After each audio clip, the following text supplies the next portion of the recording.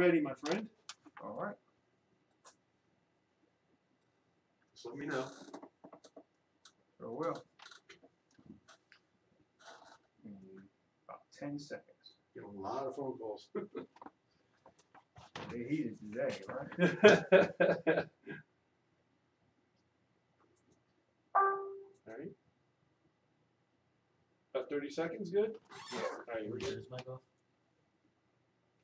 We gotta turn it on again now. That's Okay. the problem. You don't have no music.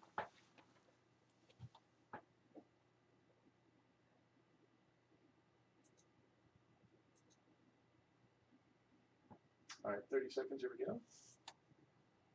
And then bring his mic on whenever he's ready. And we're broadcasting. You're on? Yep. You're on. Right. You're on. All right. You are on, my friend. Good evening, good evening, good evening. You're welcome to the Freedom Truth Radio Show live. We're live tonight. It's November 19th, 2017. And you're with your one and only host, Vincent Scott. Freedom Truth Radio Show, where the truth will make you mad first and then make you free.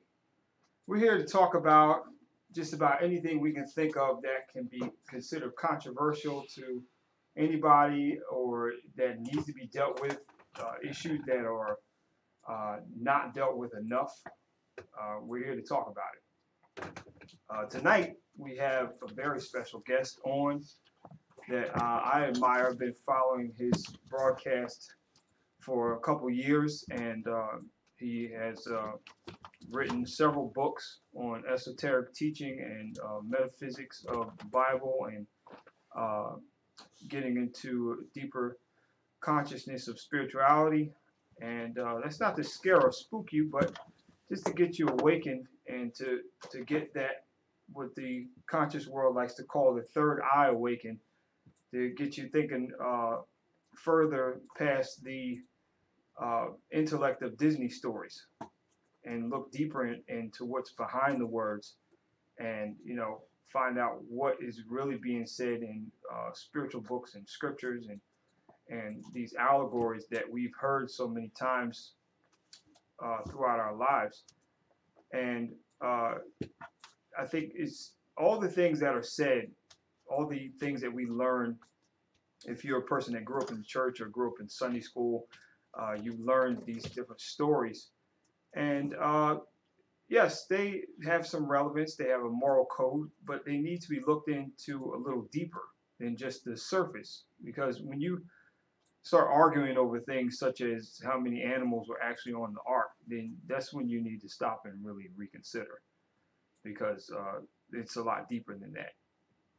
Things that are written in Scripture, even the Bible will tell you in the book of Galatians, chapter 4, verse 24, that these things were written for an allegory. So you have to think about what's being said behind the words. And, it's okay to wonder. It's okay to ask questions. That's a good thing. When I was a little boy, they used to tell me, don't question God. Oh, well, he's the one you believe to be all powerful and all knowing, then he's the person to ask the questions too. So we're here with Dr. Will Rogers. Dr. Will Rogers is a metaphysical teacher. He has a website called Master Teacher 33, and he gets into all types of he digs into a lot of deep stuff, and I like having conversations with him. He's going to talk to us tonight about some things about understanding esoteric salvation, which is, I think, a question that needs to be answered. Dr. Will, are you there? Yes, sir. Yes, sir. I am here, brother. Thank you so much for the opportunity to break bread with you tonight. Absolutely. We're glad to have you. And we're broadcasting live on Facebook and, of course, HamiltonRadio.net. And I'm really thankful for this opportunity and platform that we can use to get a greater word out and greater teaching out that goes beyond what your traditional understanding is in the typical church or any spiritual setting for that matter. One of the things, Dr. Will, I wanted to talk to you about, and we had a little debriefing yesterday, but one of the questions that really sticks out in my mind from people who have come up in the traditional church setting or any type of traditional religious setting where they've been indoctrinated to believe a certain theory or dogma that teaches them what salvation is. The first question I want to ask you is, it was actually a two-part question. Is Christianity the only way to salvation? And if that is so or not so, what is the understanding of true salvation? What is that? Excellent question, my brother. That has been, as you know, that is the central theme or the foundation of every debate. It comes down to this, a character or the biblical, certainly from the West in our culture, Jesus Christ. And everybody, or most people, struggle with that because we're taught and we're coming up that is the only way. And as you know, with my background, I came up, I was taught the same way, and I got to a point after basically being raised all my life, and then actually being a minister for over 10 years, licensed ordained minister in a traditional non-denominational church. I didn't have any systems that worked. I was left with what I call dogs that don't hunt. Mm-hmm. I was not able to actually produce any fruit. And the scripture talks about, Jesus said, these things I have done, you shall do even greater things. So I was looking for people who were doing those greater things, and I couldn't find any. And so after many, many years, I'm embarrassed to say, I guess I would classify myself as a slow learner, but, eventually I got it. And I turned my back on everything that I was ever taught. I did something that similar to you, what you did, which is what I advise everybody to do. Start over. And for me, when I started over, my life changed on January 1st of 2009, and all my clients and listeners know. From that day to this, brother, my life has never been the same. I simply did the exact same thing that you did. Mm-hmm. I just said that God is God. If you are who you say you are, then obviously you know me better than I know you. So you have to present yourself to me. I went to Hebrews 6:1. 6:1-2-3, as the members of my organization know, that is the foundation of everything I do. I'm paraphrasing. I always encourage everybody, don't believe, let's not say, look it up for yourself. Absolutely. And it talks about, let us go on past the basic teachings of Jesus Christ and Him crucified. It also lists laying on of hands, baptism, blah, blah, blah. It tells us to let us go on to perfection. And it says to leave these things behind. I haven't been able to find a preacher yet that can tell me or explain to me what does Hebrews 6:1 mean. So I endeavored to find out what it meant, and what I found out what it meant was, as you know, that everything that we've been taught is exoteric and esoteric. It has an inside and an outside meaning. Right. So everybody got the outside meaning, but very few people understand the inside meaning because of the reception. Mm-hmm. We live in a world that is controlled by language. I love the fact that language is based upon words that's based upon definitions. Mm-hmm. And the word definition is def, D-E-A-F, definitions. Mm-hmm. And when we look at the ancient text in the Greek, especially Hebrew or any of the text, when you look up this word, the Bible itself says, in the beginning was the Word. The Word was with God and the Word was God. So we need to start there with words. And what you will find out, I'm an etymologist. I'm a functional illiterate, actually. Mm-hmm. So I have to look up all my words. And as I share with all my clients, your problem is your purpose. Your problem is your problem. So I monetize my problem. But to answer your question specifically, if we do not understand what I have inside, I have a 40-page book called Persons. It's the biological proof of Christ. And I break down laminin. I break down the Hashim, and I break down certain biological things that we have inside of our body. I also break down computers, and I talk about how to program a computer using something called a computer language. It's a code. Yes. And that's what the Bible is. The Bible is a code, but we don't have the right language. There you Because go. we got definitions, That's but we ain't got the language. If you get the language, so we got to go back to the code writer to find out what is the code, so that way we can decipher or dissect this.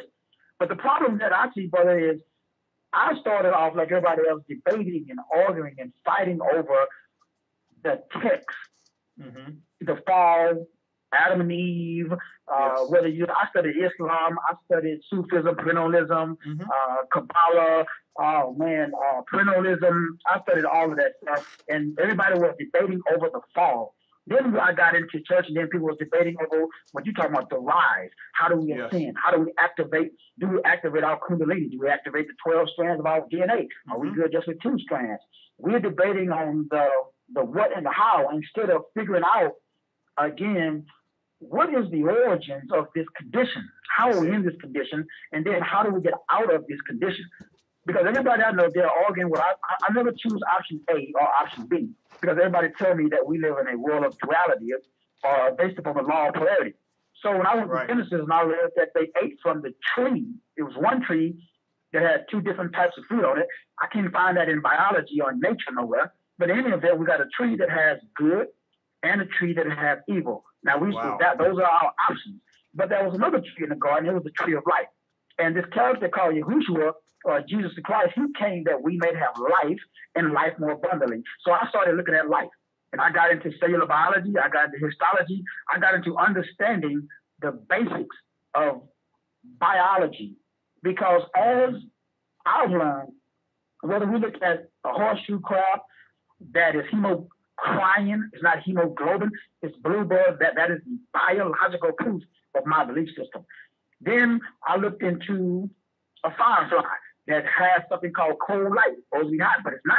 And I got me into understanding bioluminescence, and I wrote a book about it. Then I understand that there's a gene called luminescence. It has the word luma or luciference, and it's interfering with light. And I got into another gene called oxylumiference or oxy. And all of these words either have phosphate or Lucifer or something that has to do with this quote unquote light bringer or light bearer that we debate over. And then that gave me the biological proof that I needed. I wrote a bunch of books about that. Then I got into over an understanding, my brother, that this is all an allegorical story, that whether we debate about whether or not there was a physical man who walked the physical earth and did all of the physical characteristics of Jesus Christ, I never debate. If someone wants to believe that, that is great. I just ask them, what are you going to believe after that? Does that belief help you pay your light bill? Does that belief help you does it prevent diabetes? Does it prevent you from getting cancer? Does it make you a better father? Does it make you a better son? Does it make you a better husband?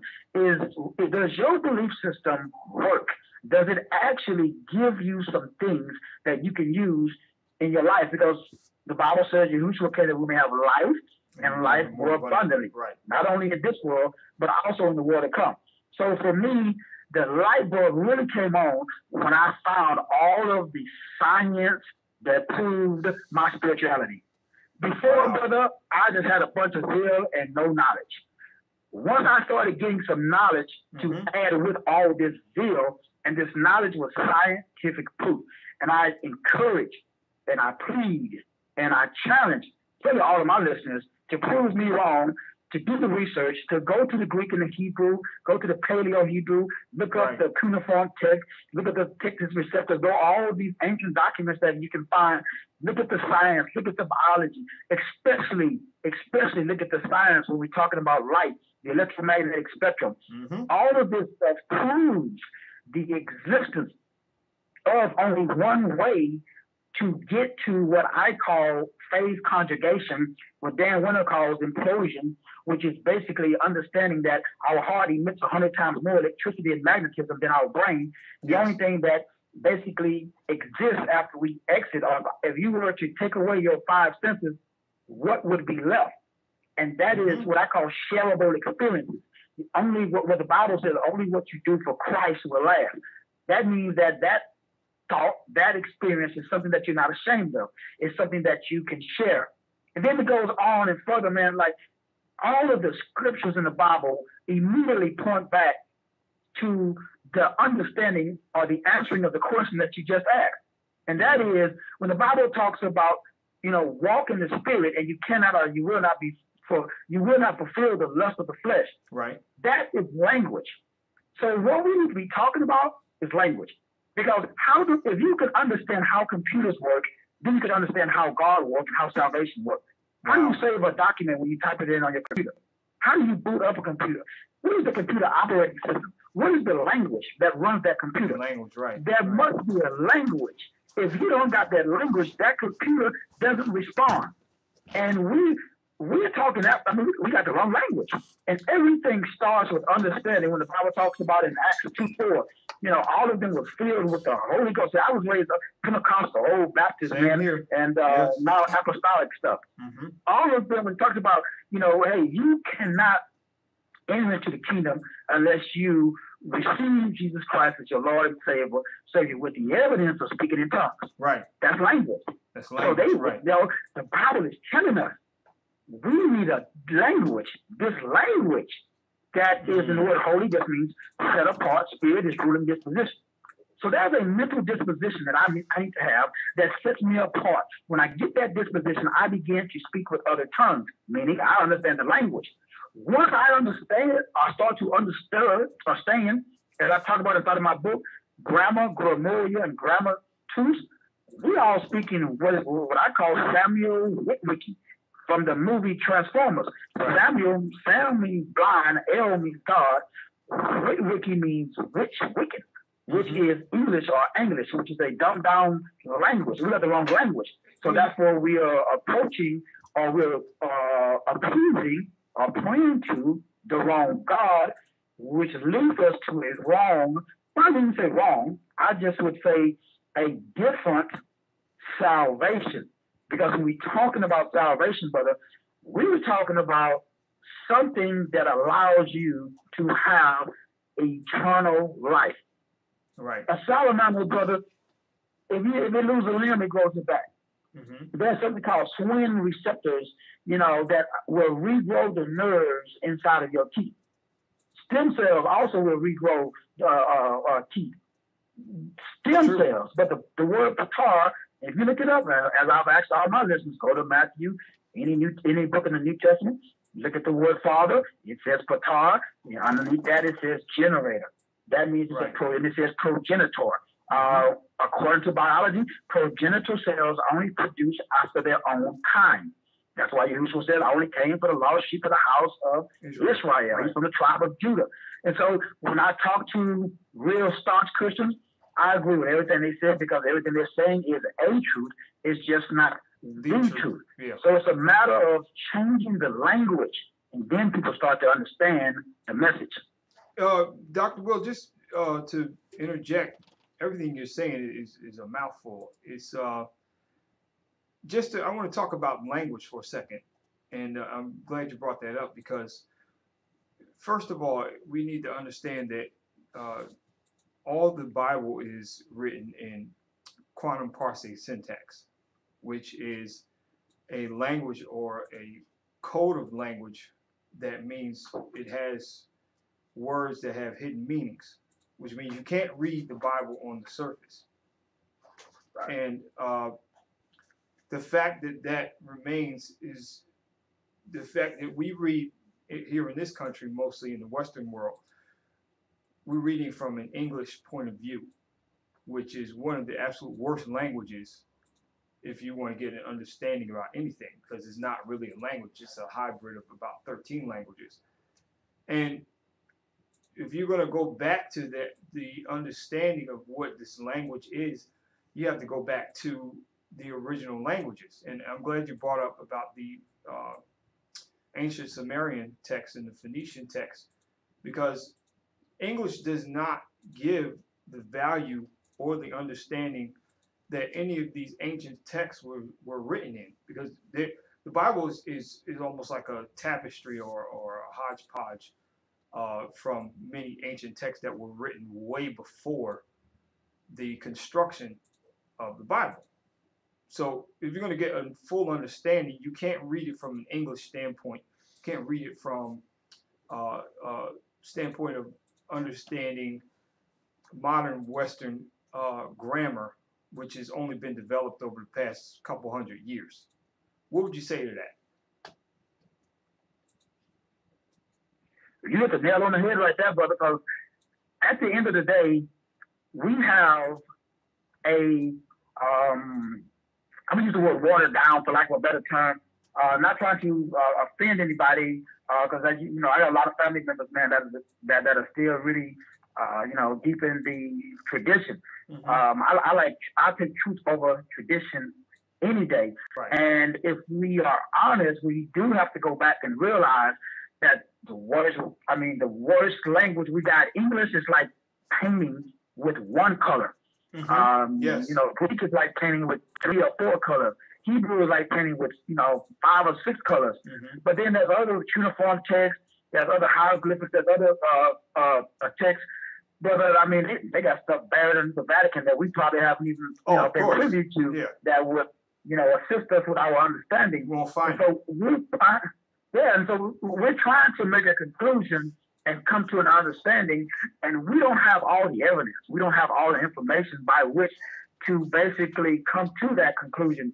And so language is so important because, as you know, brother, when we talk right now, I'm saying certain words.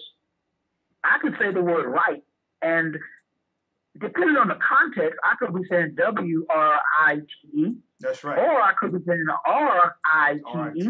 Or I could be saying R-I-G-H-T. That's right. And there's a lot of words in the English language, and words establishes worlds. Mm-hmm. Not only W-O-R-L-D-S, but W-H-I-R-L-S.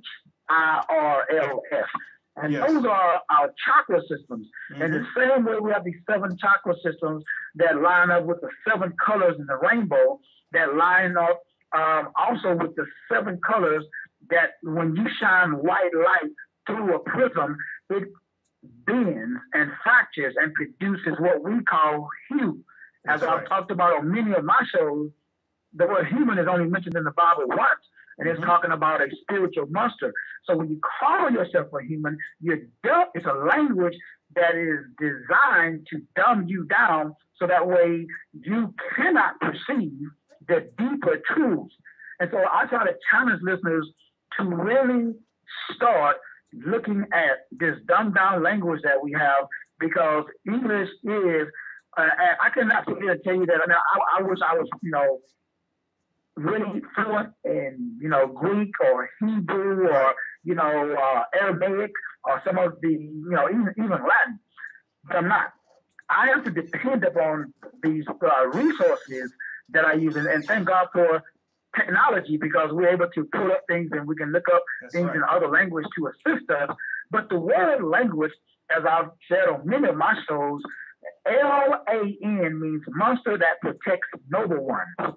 G-U means the god of war, and age means the period of time, or the aeon on the zodiac scale. That's right. So language is something just like at the Tower of Babel. If you really read that text, it says that they were on one accord and one language, and there was nothing that they could not accomplish. Until the languages got confused. Of the Old Testament came down, introduced this thing called language, and that produced something called confusion. That's right. Well, that's one of the things that English has done. It's a language built on trickery. It's one of the only languages where you have what they call homonyms. And you just mentioned that, how you have the word right that can be spelled about 4 different ways and have all those different meanings. Every other language is very direct, it's very black and white, it's straightforward, it's either negative or positive. English is built around trickery, and that's the language that's being pushed all across the world as being a standard language, because you see what they're trying to do with that, behind it. It's coded. Absolutely. So just go more into what you were saying earlier about the whole understanding of what true salvation really is. Is it really built around a confession within the heart? Or is this a mentality? Is this consciousness of awareness? Is this an oath that needs to be taken? What is salvation coming from?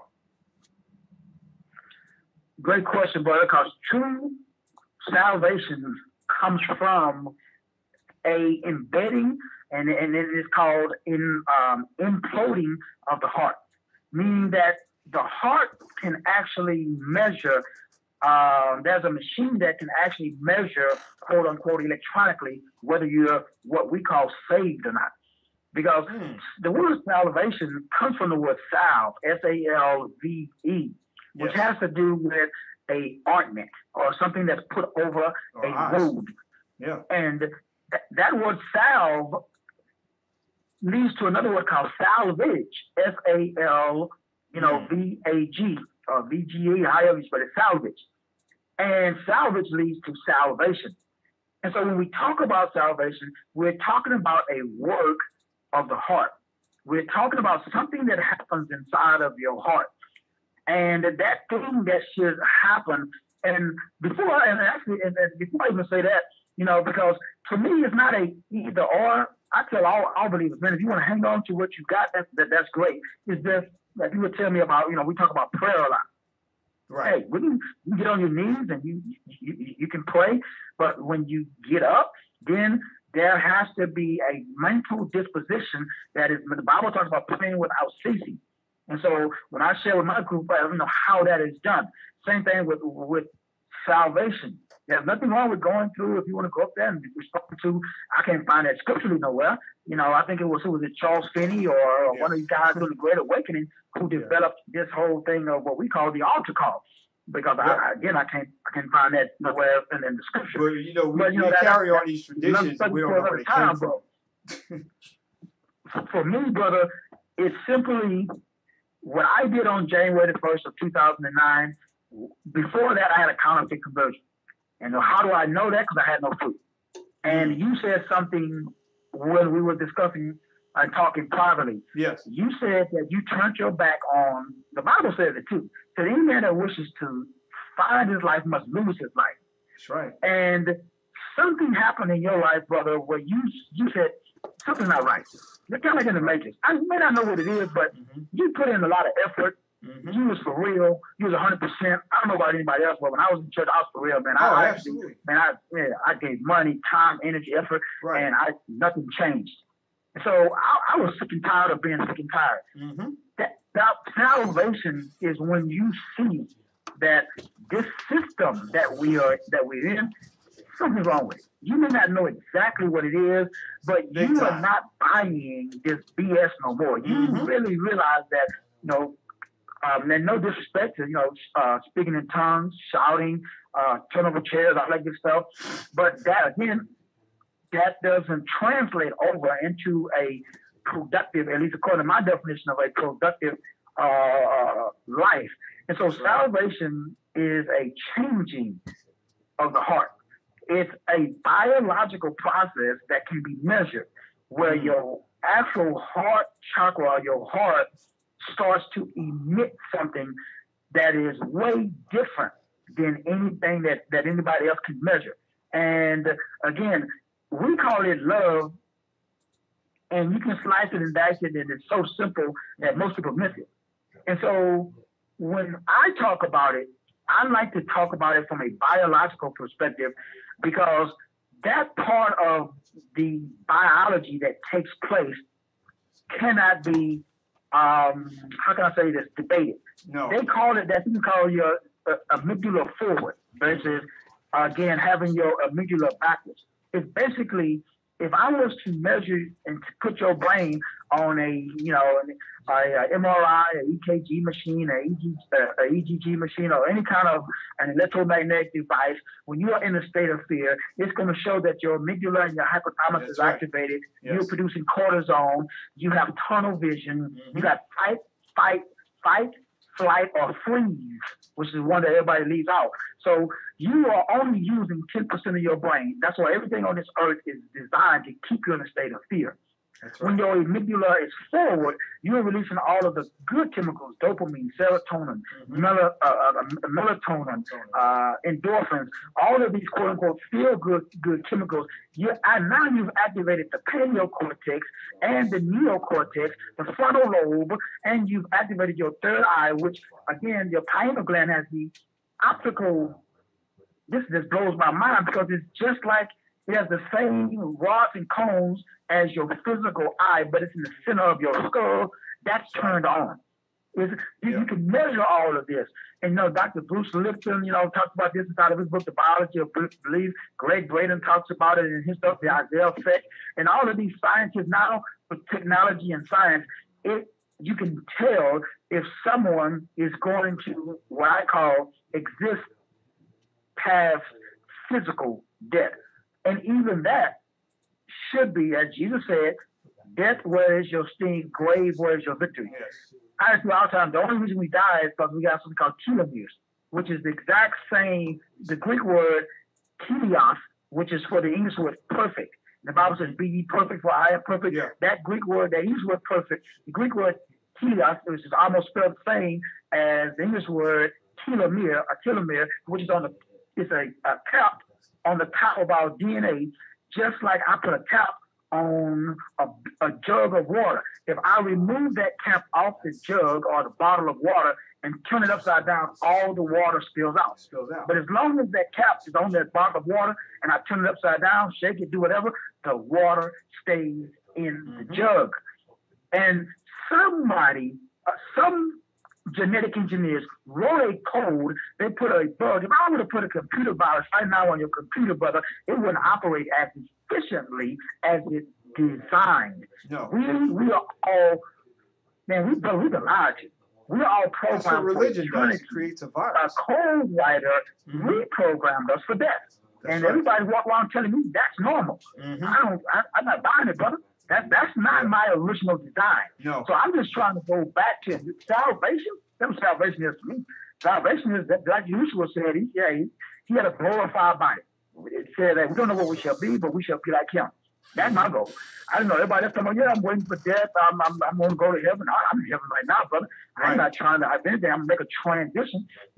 Energy is not created or nor destroyed. That's one of the laws of thermodynamics. It just changes form. And so when we get into these words, in the Greek it talks about metamorpho. In English it's metamorphosis. As I challenge everybody, we look at the definition of the word metamorphosis. Or you go to dictionary.com right now and type it in. It needs to be changed or transformed by witchcraft. Then I tell everybody, go look at the word grammar in English and look what it means. It has to do with witchcraft. And that's why they Everything have that's spelling going on bees. this earth is witchcraft. Yeah. And everybody Spells, all of that stuff is dealing with witchcraft. But most traditional Christians, they don't know they're witches and wizards. Yeah, brother, that will get you in trouble if you make that statement. Oh, yeah. Well, see, the problem is, they don't understand or a lot of what's being taught. It comes from a pagan practice. And many times the traditions that we hold on to, we don't understand it. They were developed in pagan practices, and also the things that they call witchcraft is being done right in front of their face, and they don't even know it. Witchcraft is a very thin line. You talk about witchcraft. I think the only idea of witchcraft they have is maybe people holding up skulls or drinking up chicken blood or something like that, and performing voodoo spells on them with dolls or something like that. But it's more than that. It's witchcraft is very subtle. It's stuff that can be done right up under your nose where you don't even know it. Absolutely, brother. Man, because I have a book called, A Christian Satanist. And I had no idea the whole time I was a licensed and ordained minister. Yep. A lot of my, especially more so in the beginning, not so many now, but when I first started, most of my clients were witches and Satanists, and they was trying to transition out of that, but they knew that Christianity wasn't it, at least this version in it. Because if you go to Titus 3, it talks about the Cretans. They was dwarf idiots. right. And so Christians, and so I don't want to be no dwarf idiot. And so I don't want to put on that label because labels are limits. I'm not trying to limit myself. I want to expand. I want to express, expose, and expand myself.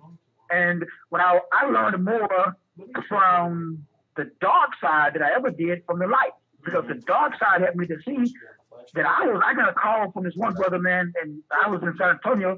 He called me Beelzebub, and I said, "Well, what was that? No, man, you got it twisted." He said, "No, dude, you are the Lord of restless motion. That's why you don't sleep at night." Right. I'm like, "How do you know I don't sleep at night?" And he said, "I can tell by your speech." And he talked about my aura, my chi, how you can read people just by looking at a photograph, by picking up that pixel count, all of this stuff, all the stuff that I teach, brother. I learned this stuff from hanging out with Satanists who they told me in the church, "Hey, don't talk to those people, man." Right. Come to find out, I was one of them. They told me I was one of them because they was conjuring up demons with the same name. You know, what you talking about? El Shaddai, El Shaddai, all of them, El, brother.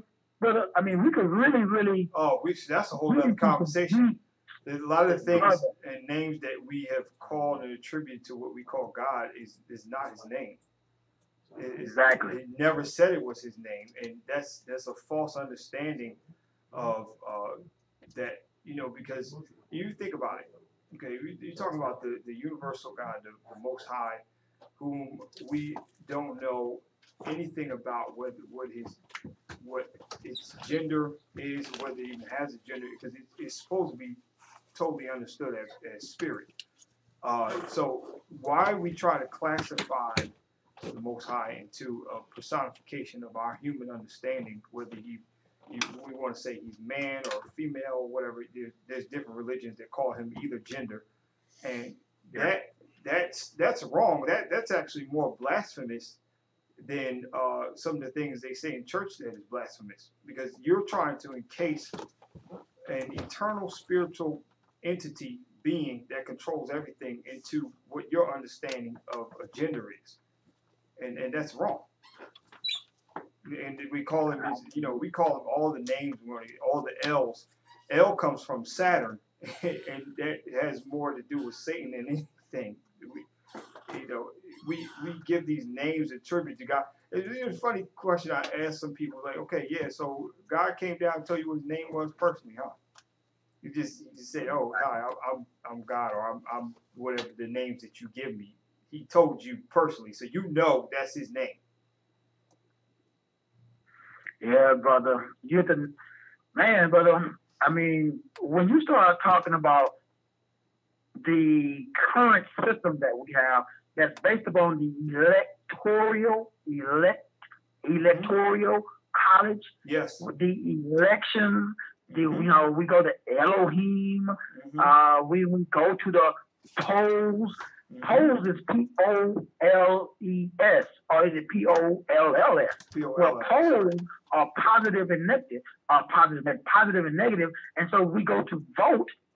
That's just like saying VOLT instead of VOTE, vote. And so it's all about controlling our electricity. So we are biological, electrical, chemical beings. So I just did a 7-hour series on neurochemistry, where I was breaking down how our electrons, from a biological perspective, if you remove an electron from an atom, the atom turns basically back into gas, meaning that's right. Hydrogen is a gas. Oxygen is a gas. You combine them two together, you get a liquid. That's right. Called water. Now, brother, I mean, that blows my mind, because of course we got two gases. How the hell we get liquid? Yeah. From those two gases coming together. And then another thing that blows my mind, man, when I was really studying under Dr. Gabriel Yibo, he should have won the Nobel Peace Prize, man, for his work on GAGU, which is the God Almighty Grand Unification Theorem. GAGUT. And I talk about this inside of my book, Being God. And it's a mind blower, brother, because, man, I mean, the fact that he's a black Nigerian probably didn't help his efforts. But the brother breaks down something that is profound. I wish I had this in high school because every element on the periodic table is the manipulation of one element. There's really only one element. And if you go to Google, your favorite search engine, and type it in, and you look at gold, you look at platinum, you look at any element, and you look at the word element. You got the word L in there again, which is again God. And so we're talking about what has happened is a switcheroo, as you talked about, which is basically our witch and switch. Just add the S, you know, and that's what's happening, brother. We got language. We don't know what, but it should be W-A-T-T, not W-H-A-T. Right. Our watts are being manipulated or dumbed down or dimmed down so that way we don't have no enlightenment. We're not enlightened. Our light is not on. And so for me, I had to flip in the biological sense. I had to get out of my reptile brain in the 3 F's: fun, fighting, and effing. You know, procreating, brother. I was master doing them 3 things. Right. Spent a lot of years doing that. And then I went into the paleo brain. Paleo means old, cortex means covenant. So I spent a lot of time, and you know, hey, you don't work, you don't eat. You know, eye for an eye, tooth for a tooth. Yes. That's polarity. I spent a lot of years doing that. Then I finally graduated into the neo brain, and the word neo, which is the 3rd level of the brain, is spelled N-E-O.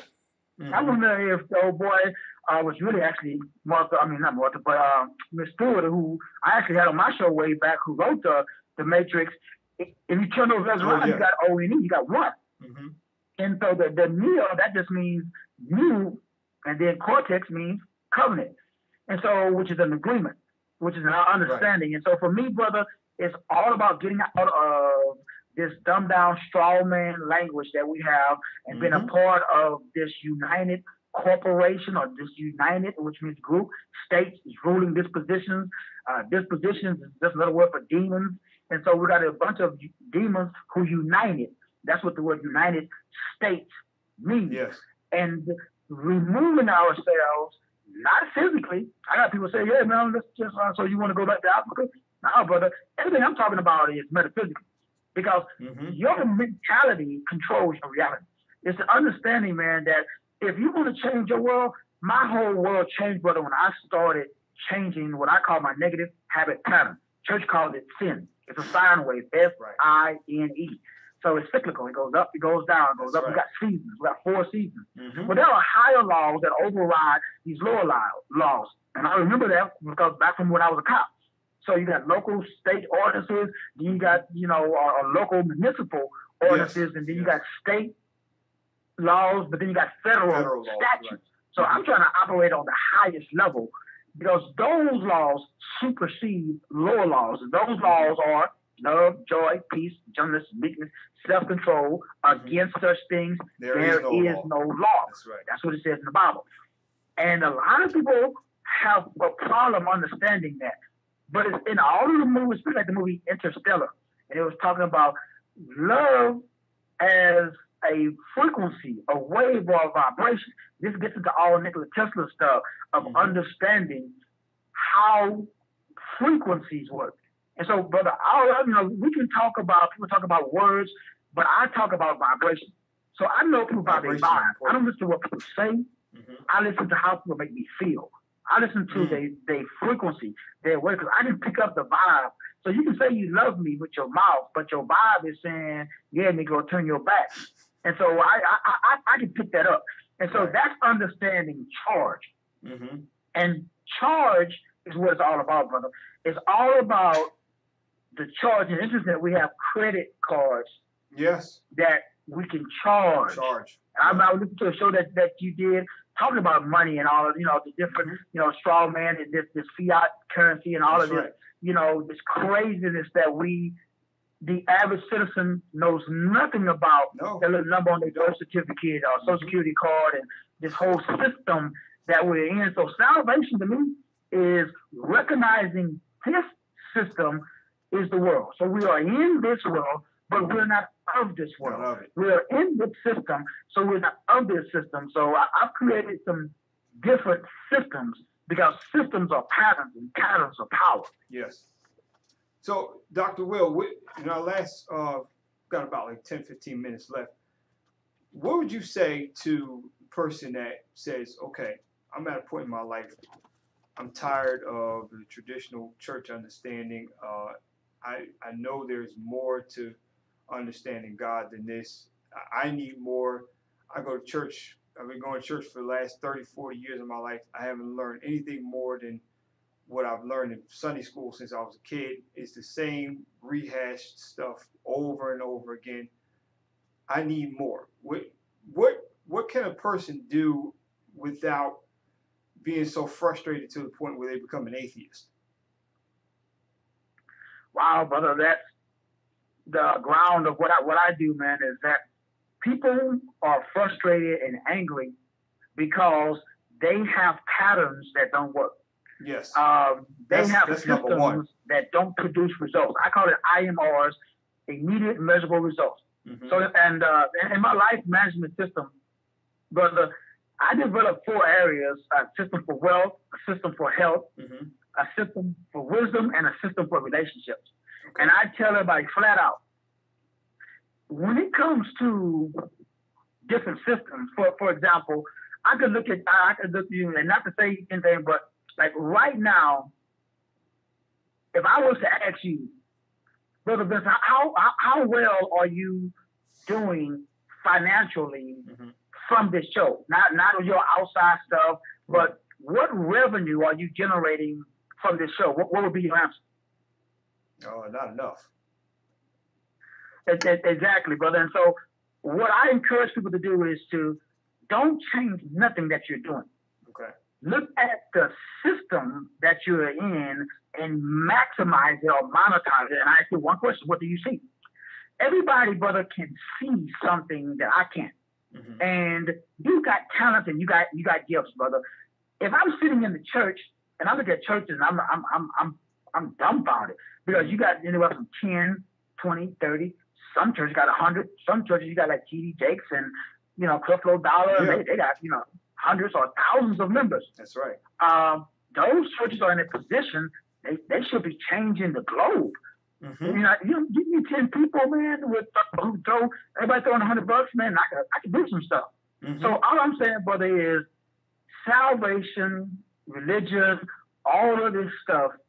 If at the end of the day, what your belief system is, if you're in a relationship with somebody and your belief system cannot help you see the error and why your relationship is not working, so you can make a decision to put in more effort to make that relationship, cut to the chase, brother. If I'm married, Mm-hmm. and I was telling my wife, I was talking to a client the other day.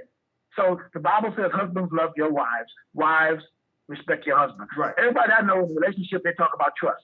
Mm-hmm.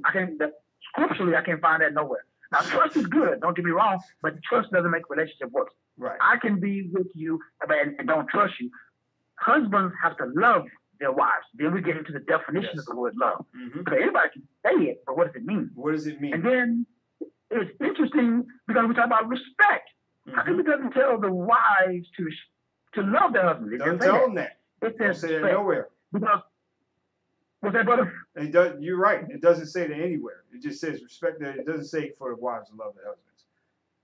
Exactly, brother. And the reason why, brother, is that I get my work and value Mm-hmm. from respect. Yes. That I don't know what I can't explain it, but when my wife looks at me and respects me as a man, respects me as for what I do, how I bring in revenue.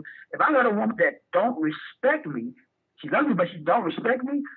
The love don't that's mean gonna nothing. be No. it's gonna be rough. Yeah, that's right. And that's in the area of relationships, and it's the same thing in the area of wisdom. Man, wisdom is like, people blow me away with this, man. The Bible talks about it in what is it, 2 Thessalonians, where it says that God himself will send you a strong delusion. Yep. If it says that if It's one of my you do not favorite have verses. truth, and the word Mhm. truth in the Greek means aletheia, that just means objectivity. Matter of fact, he That said means he consideration. So if me and you are having this dialogue right now, Right. and I say something that you don't agree with, and you start calling me the N-word, you talk about my mama, Right. you call me out my name, you cannot, if you mean to tell me you are a individual that has awareness, consciousness, and so you're part of the conscious community, you know, you consider yourself somebody that I'm going to use the word educated, for lack of a better term, Right. and you don't have the ability to observe without judgment, just simply listen. Even if we disagree, we should be able to agree to disagree. Agree to disagree. But That's I right. can go to a traditional church with people who've been saved for 30 years, and if I say something that name couldn't be Jesus because there was no J's, right. brother, they don't want to try to, take me out. You'll be excommunicated. Absolutely. So I already know there is no truth in that establishment. Because by definition of the word from the book that they believe, they're violating their own definition. Their own definition. That's right. That's not a definition I gave you. That's the God, the writer of the book, who you worship. Right. So when I talk to Christians, I use the Bible to destroy their belief system. I talk to an atheist, I use I went into this and I'm trying to express the importance of having systems that work. Yes. Because if I'm talking to somebody that's part of the, and no disrespect to anybody, man, to each his own. Absolutely. But if you're part of the LGBT movement and I'm talking to somebody, brothers, down low brother, whatever, I just talk about biology. I just talk about that cavity, that area. It's an exit area. It's not an entry point. It's an exit. So, and that's biologically speaking, no scriptures needed.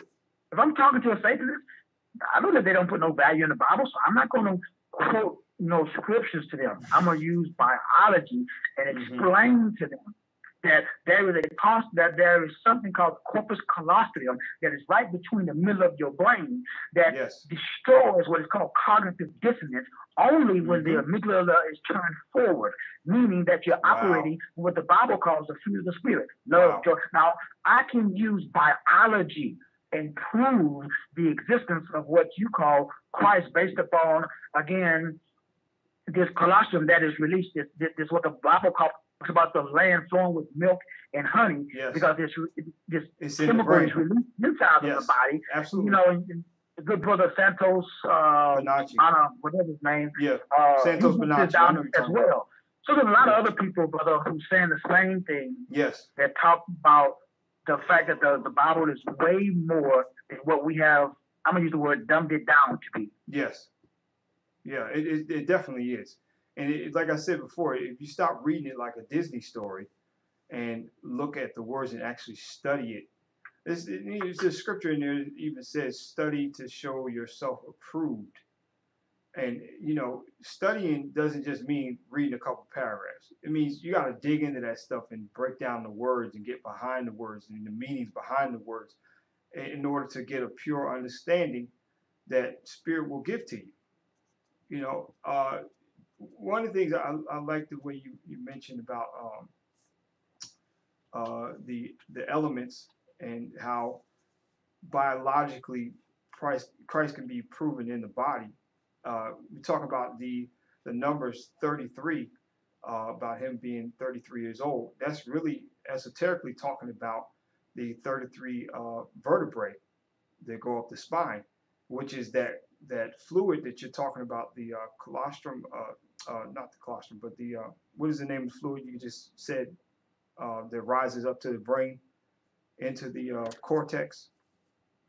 Oh yeah, well you got the CFF, you got the CFF, the cerebral spinal fluid, and you also have it rises up those 33 vertebrae, which is indicative of the 33 years that is taught that he spent on Earth.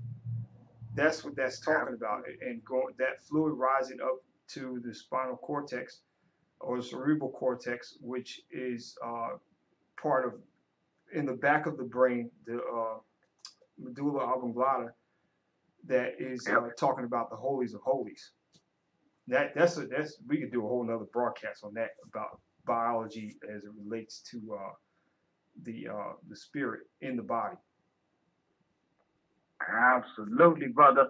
Because, man, you hit the nail on the head, man. Because when you're talking about the rebirth from your cerebral spinal cord, how it climbs up to 33 vertebrae, Yes. which is like Jacob's ladder, and it meets with the 12 cranial nerves, which represents the 12 disciples. That ignites the pineal gland, which is our biological resurrection. And so your central nervous system responds when that happens to give you or to activate or give you again what we call salvation or illumination or understanding, because it activates the crown chakra. And so all of this, brother, is again information that was lost.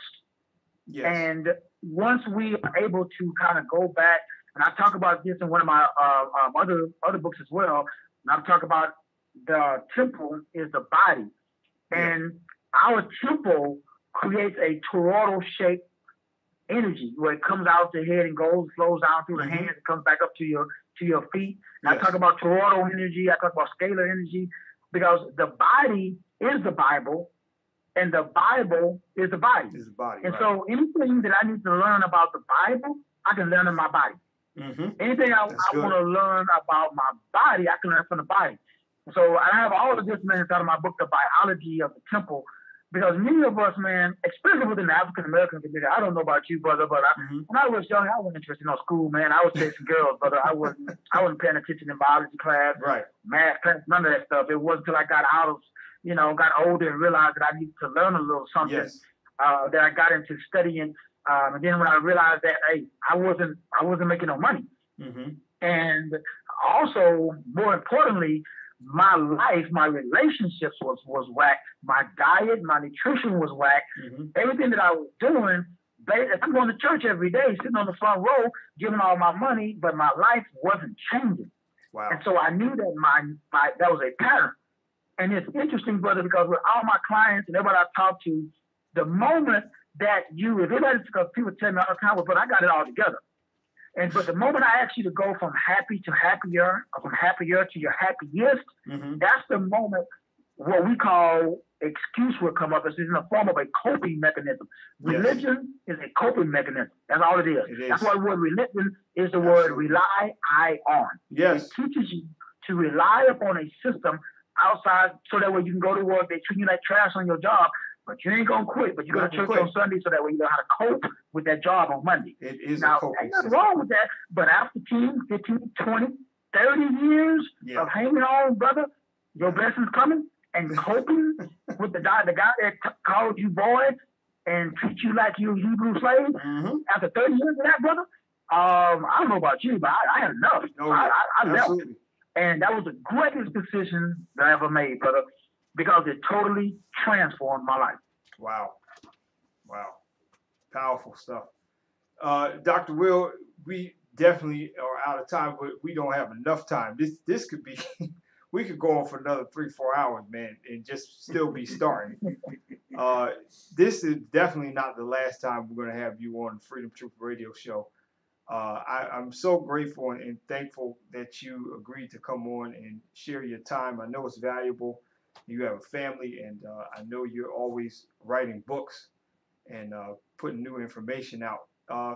Why don't you just tell the people before you get off the phone how they can get a hold of you and where your website is. I did post it up, but just so they can hear from you and talk about some of the classes that you have available on your site. Absolutely, brother. And again, thank you so much, man, just for the opportunity to be on your platform, man. It's so important, brother. I mean, to me, nothing matters more than connecting people with this, what I call Wi-Fi instead of Wi-Fi. Wi-Fi is great, but once you get into the biological internet, that's going to allow you to connect. Just like a quantum computer, you can go off the planet and get in contact with what I call the big G. The real God, not the little one that's on this planet, but the big one that actually have systems that work. So I would encourage, man, that anybody that's listening that got, I don't care if you got a problem in the area of wealth, health, wisdom, or relationship, there is a system. There are a way by which you can organize, you can systematize, and then you can scale or basically grow. And that's all I do, brother. And I would like to extend the same offer to any of your listeners. Anybody email me and let me know that, Absolutely. you listen to the night show, you heard me talk. I did a sale on I have a $5,000 system, and it comes with 50. I've written about 60 books. 50 of them are included in this. I've also done over 2,000 videos, 300 and another 5,000 audio shows. Wow. I've been doing this for a while, brother. Yeah. And so 365 of the best shows that I've done are put into 7 modules. And my current students, I did after talking with them, one of the things that we did, brother, is moving too fast past the ruling disposition, what the Bible calls the strong man. It says nobody can go into a man's house that he's first buying the strong man. That's Or right. the strong man. Mm-hmm. And so that negative habit pattern, man, a lot of my current clients, they're great, man, they're doing good, but when it comes time to implement, it's like, they got something, and that's what I call that ego, that flesh. And so that, brother, is what we deal, and I got a whole system, man, that I call behavioral claronomics, which the word claronomics is 2 words, kleros from the Bible and economics from the world. Wow. And kleros just has to do with the household management of the soul. It's how you manage your mind, will, emotion, imagination, and intellect. And so, man, that's included in those 7 modules. You also get the 600-page Dear Canoe report, which we didn't talk about tonight, man, which is my bread and butter. But that's how I started. One of my mentors was Dr. Miles Monroe, just recently passed away, man. Yeah. And, Awesome teacher. he talked about where purpose is not known, abuse is inevitable. I was a young man, brother. I would be dead or in prison right now if it wasn't for Dr. Miles Monroe. Yeah. My Dr. LaSalle Vaughn, my pastor that was here in San Antonio, who was very instrumental in helping me to understand that I was just like a cancer cell. So I developed a 600-page Dear Canoe report that is way more than just a little personality test, but it's based upon your blood, the ley lines of your birth to establish, again, your genetic code, or what is called a codex in the side of your DNA. So that whole system, brother, sells for $5,000. I'm having a sale for $1,000. It ended on November the 15th. But I'm saying that so if there's anybody that's listening for me, again, we do monthly payments as well. But I want to offer to your listeners as well, brother. Anybody else who want to jump on it, and again, normally it sells for $5,000. Got it available, and we'll keep it at that price for another day or two for any listeners that's listening to me tonight. That's great. That's great. And your website is masterteacher33.com. Get on over there. Masterteacher33.com. Check on Dr. Will's books and check out some of his systems. If you feel it's something that you can use to help you get out of the systematic thinking of religion and bondage, check out some of his stuff. It's really good. With all that in mind, Dr. Will, we're going to sign off, and we're definitely going to have you back on the show again in another month or 2, and we'll be in touch. Thank you again for coming on and being a part of Freedom Truth Radio Show. Thank you very much again, my brother, for having me, man. I definitely appreciate that, brother. Again, thank you very much. All right. Good night to you. Good night, my brother. Okay, you're clear. All right. Oh, what a show. Awesome show. Yeah. You are clear. Let's see here.